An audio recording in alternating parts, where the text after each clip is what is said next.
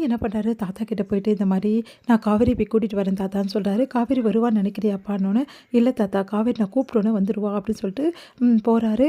இங்க வந்து பாட்டி வந்து "கண்டிப்பா வந்துருவாளா?" அப்படின்னோனே, போயிருக்கான். கண்டிப்பா வர சான்ஸ் இல்ல. பார்க்கலாம்" அப்படின்றாரு. காவேரி காவேரின்னு சொல்லிட்டு கத்துறாரு. உடனே வந்து என்ன பண்றாரு, குமரன் வந்து ரொம்ப மோசமா பேசுறாரு. "முதல்ல இங்கேருந்து கிளம்பு.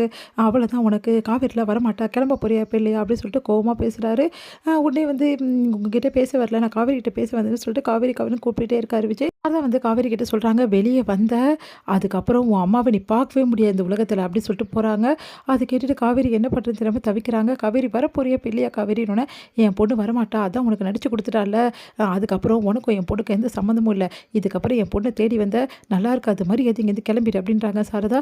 அத கேட்டு விஜய் வந்து உடைஞ்சு போறாரு. "ஏன் இப்படிலாம் பேசுறீங்க? காவேரி கண்டிப்பா வருவா. ஏன் காவேரி என்னை விட்டு இருக்க மாட்டா. காவேரி வாடி ப்ளீஸ் டி" அப்படின்றாரு. அதான் வரமாட்டேன்னு சொன்னேன்ல.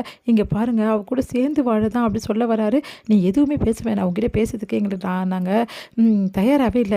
மரியாதை இங்கேருந்து கிளம்பி போயிடு. அப்புறம் அவ்வளோதான். பழகுன தோஸ்துக்காக பார்க்குறோம். இல்லன்னா மரியாதை கெட்டு போயிடும்" அப்படின்ற மாதிரி ரொம்ப மோசமா பேசுறாங்க. அத கேட்டு வந்து விஜய் வந்து பயங்கரமா கவலைப்படுறாரு. "காவேரி ப்ளீஸ் காவேரி வெளிய வா காவேரி. நான் சொல்றத கேளு காவேரின்னு" சொல்லிட்டு கெஞ்சிட்டு இருக்காரு. இத பார்த்த தாத்தா வந்து விஜய சமாதானப்படுத்தி கூட்டின்னு போறாரு. அப்போ வந்து காவேரி கிட்ட வந்து விஜய் வந்து கத்தி சொல்றாரு, "இங்க பாரு காவேரி, நீ வந்தே தீரணும். நீ இல்லாம நான் இருக்க மாட்டேன்னு உனக்கு நல்லாவே தெரியும். நீ வரல, அப்புறம் நான் என்ன செய்வேன்னு எனக்கே தெரியாது.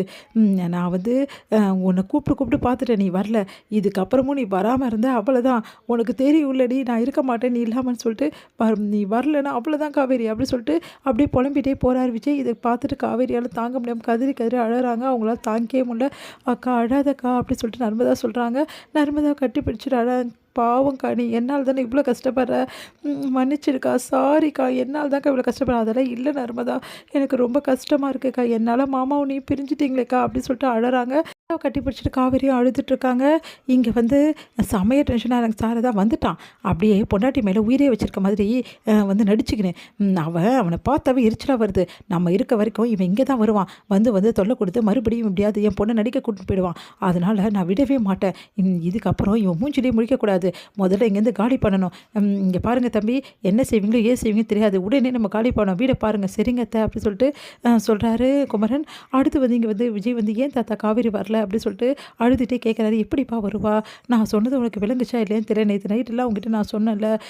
காவேரி வர சான்சஸ் இல்லைப்பா. அவள் தப்பாக புரிஞ்சிட்ருக்காப்பா உன்னை. நீ அவளுக்கு புரிய வைப்பா. என்ன நடந்தது ஏது நடந்தது, நீ என்ன அவளை நினைக்கிற, எதனால் வந்து போக சொன்ன, எல்லா விஷயத்தையும் புரிய வை. அப்போ தான் அவள் வந்து கரெக்டாக புரிஞ்சுப்பா. அதுக்கப்புறம் பாரு, இவங்க எல்லாரையுமே காவேரி தனி ஆளாக நின்று சமாளிப்பா. புரியுதா?" அப்படின்னோடனே, "சரிங்க தாத்தா. காவேரி நான் மீட் பண்ண பார்க்குறேன் தாத்தா. ஆனால் நான் மீட் பண்ண போனாவே அவங்க விட மாட்டேங்கிறாங்களே தாத்தா. நான் என்ன தாத்தா பண்ணுவேன்?" "இங்கே பாரு விஜய், நிறைய இடைஞ்சல் வரலாம், நிறைய பிரச்சனைகள் வரலாம். எல்லாத்தையும் மீறி தான் நிலைக்கிறது தான்ப்பா உறவு. நீ காவேரி மேலே அவ்வளோ அன்பு வச்சிருக்கல, காதல் வச்சிருக்கல. ஆமா தாத்தா, காவேரி தான் தாய் என் உயிர்.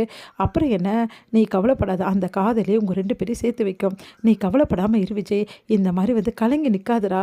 நீ கலங்கினா நாங்கள் 2 பேரும் தாங்குவோமா சொல்லு. பாட்டி பாரு எவ்வளோ கஷ்டப்படுறாங்கன்னு சொல்லிட்டு, நானும் பாட்டி வாழ்கிற வாழ்க்கை வந்து உனக்காக தானடா, எங்கள் உயிரே உனக்காக தானே நாங்கள் வச்சிட்ருக்கோம். ப்ளீஸ்டா அழாதடா" அப்படின்னு சொல்கிறாரு. "தாத்தா" அப்படின்னு சொல்லிட்டு ஓடி வந்து விஜய் வந்து கட்டி பிடிச்சிக்கிறாரு. அப்படியே தாத்தாவோட மடியில் படுத்துட்டு அழுதுட்ருக்காரு. தாத்தா என்ன செய்யறதுன்னு தெரியல. அப்படியே வருடி கொடுத்து உச்சி முகர்றாரு தாத்தா. தாத்தாவால் தாங்கிக்க முடியல. "அழாதடா, சொன்னா கேளு விஜய்.